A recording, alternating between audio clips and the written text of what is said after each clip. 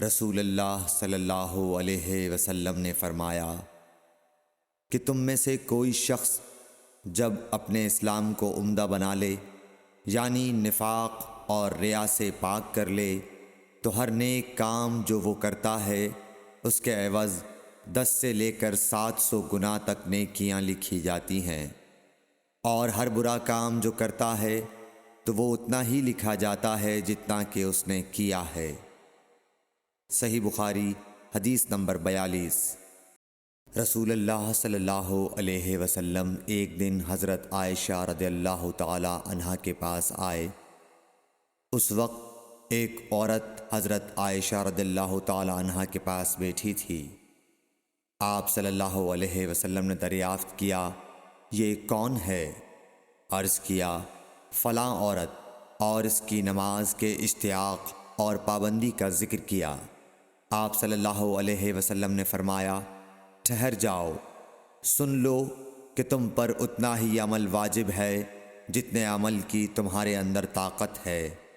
اللہ کی قسم، ثواب دینے سے اللہ نہیں اکتاتا، مگر تم عمل کرتے کرتے اکتا جاؤ گے، اور اللہ کو دین کا وہی عمل زیادہ پسند ہے جس کی ہمیشہ پابندی کی جا سکے، اور انسان بغیر اکتائے اسے انجام دے۔ صحیح بخاری حدیث نمبر 43۔ رسول اللہ صلی اللہ علیہ وسلم نے فرمایا، جس شخص نے لا الہ الا اللہ کہہ لیا اور اس کے دل میں جو برابر بھی ایمان ہے تو وہ ایک نہ ایک دن دوزخ سے ضرور نکلے گا، اور دوزخ سے وہ شخص بھی ضرور نکلے گا جس نے کلمہ پڑھا اور اس کے دل میں گیہوں کے دانے برابر خیر ہے، اور دوزخ سے وہ بھی نکلے گا جس نے کلمہ پڑھا اور اس کے دل میں ایک ذرہ برابر بھی خیر ہے۔ صحیح بخاری حدیث نمبر 44۔ ایک یہودی نے حضرت عمر بن خطاب رضی اللہ تعالیٰ عنہ سے کہا کہ اے امیر المومنین، تمہاری کتاب قرآن میں ایک آیت ہے جسے تم پڑھتے ہو، اگر وہ ہم یہودیوں پر نازل ہوتی تو ہم اس کے نزول کے دن کو یوم عید بنا لیتے۔ آپ نے پوچھا، وہ کون سی آیت ہے؟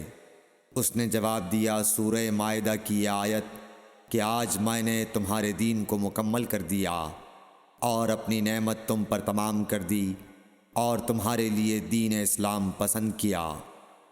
حضرت عمر رضی اللہ تعالی عنہ نے فرمایا کہ ہم اس دن اور اس مقام کو خوب جانتے ہیں۔ جب یہ آیت رسول اللہ صلی اللہ علیہ وسلم پر نازل ہوئی، اس وقت آپ صلی اللہ علیہ وسلم عرفات میں جمعے کے دن کھڑے ہوئے تھے۔ صحیح بخاری حدیث نمبر 45۔ طلحہ بن عبید اللہ کہتے تھے کہ نجد والوں میں سے ایک شخص حضرت صلی اللہ علیہ وسلم کے پاس آیا، سر پریشان یعنی بال بکھرے ہوئے تھے۔ ہم اس کی آواز کی بن بناہٹ سنتے تھے اور ہم سمجھ نہیں پا رہے تھے کہ وہ کیا کہہ رہا ہے، یہاں تک کہ وہ نزدیک آن پہنچا جب معلوم ہوا کہ وہ اسلام کے بارے میں پوچھ رہا ہے۔ حضرت صلی اللہ علیہ وسلم نے فرمایا کہ اسلام دن رات میں 5 نمازیں پڑھنا ہے۔ اس نے کہا، بس اس کے سوا تو اور کوئی نماز مجھ پر نہیں۔ آپ نے فرمایا، نہیں، مگر تو نفل پڑھے تو اور بات ہے۔ حضرت صلی اللہ علیہ وسلم نے فرمایا، اور رمضان کے روزے رکھنا۔ اس نے کہا، اور تو کوئی روزہ مجھ پر نہیں ہے۔ آپ نے فرمایا، نہیں، مگر تو نفل روزے رکھے تو اور بات ہے۔ طلحہ نے کہا، اور حضرت صلی اللہ علیہ وسلم نے اس زکوٰۃ کا بیان کیا۔ وہ کہنے لگا کہ بس اور کوئی صدقہ مجھ پر نہیں ہے۔ آپ نے فرمایا، نہیں، مگر یہ کہ تو نفل صدقہ دے تو اور بات ہے۔ پھر وہ شخص پیٹھ موڑ کر چلا گیا، یوں کہتا جاتا تھا، قسم خدا کی میں نہ اس سے بڑھاؤں گا نہ گھٹاؤں گا۔ حضرت صلی اللہ علیہ وسلم نے فرمایا، اگر یہ سچا ہے تو اپنی مراد کو پہنچ گیا۔ صحیح بخاری حدیث نمبر 46۔ السلام علیکم ورحمۃ اللہ وبرکاتہ۔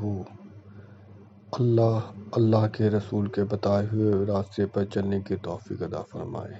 قرآن حدیث سننے اور اس پر عمل کرنے کی توفیق عطا فرمائے، اور جس کسی نے بھی ایک حدیث پڑھی اور آگے بڑھائی تو اللہ اس کا اجر ان کو دے گا۔